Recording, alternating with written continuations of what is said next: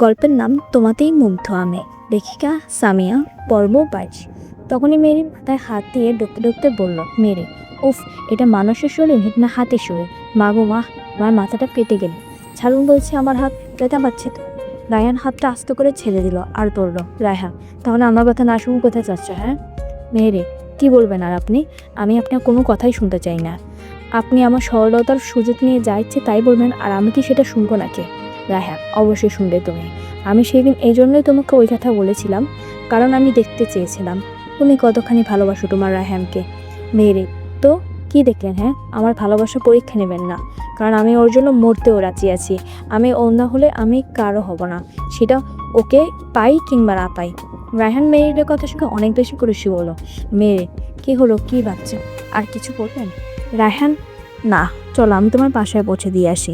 মেয়েরি, তার কোনো দরকার নাই, আমি নিজেই চলে যেতে পারবো। রায়হান একটু গম্ভীর মুখে বলল, আমি তোমায় বাইকে উঠতে বলেছি, তো ওঠো, আমি তোমার থেকে অনুমতি জানতে চাইনি।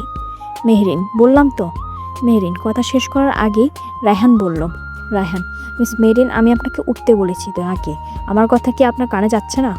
এইবার মেহরিন একটু ভয়ে সিটিয়ে গেল রায়হানের গম্ভীর মুখে কথা শুনে।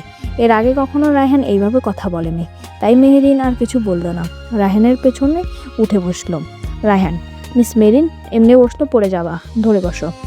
মেরিন, না, আমি পড়বো না, চলুন আপনি। রায়হান আর কিছুই বলল না। তারপর রায়হান হঠাৎ করে বাইক টান দিলতেই মেরিন হুমড়ে খেয়ে পড়লো রায়হানের পিঠের উপর। তখনই মেরিন রাগে কটমট করে বলল, মেরিন, এভাবে কেউ বাইক স্টার্ট দেয় নাকি? আজব তো। রায়হান, তুমি তো বললা যে তুমি না ধরলেও পড়বা না, এতে আমার দোষ কি বলো? মেরিন মনে মনে বলল, শয়তান বজ্জাত হনুমান গরু ছাগল খাটাস লোক একটা। রায়হান, মিস মেরিন মনে মনে এত জোরে কথা বলেন যে আমি সবই শুনতে পাচ্ছি। মেরি তারপর চুপ হয়ে যায়। বাইকের স্পিড বাড়িয়ে দিল রায়হান। তখনই মেরিন পেছন থেকে রায়হানের শার্টটা খামচে ধরে বলল, মেরিন বড় বড় শ্বাস নিতে নিতে বলল, প্লিজ আস্তে চালান, আমার ভয় করছে। মেরিনের কথা শুনে রায়হান সাথে সাথে গাড়ি থামিয়ে দিয়ে রায়হান বাইক থেকে নেমে বলল, রায়হান, কি হয়েছে তোমার? ঠিক আছে তো? এমন করছো কেন? মেহেরিন, আমার শ্বাসকষ্টের সমস্যা আছে, তাই বেশি জোরে গাড়ি চালালে আমার শ্বাসকষ্ট বেড়ে যায়। রায়হান, ড্যামেট, তুমি আমায় বলনি কেন যে তোমার শ্বাসকষ্ট হচ্ছে? চলা, এখনই ডক্টরের কাছে নিয়ে যাচ্ছি।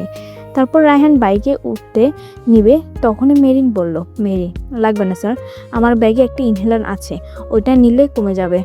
রায়হান, কোথায় দেখিয়ে আমায় দাও।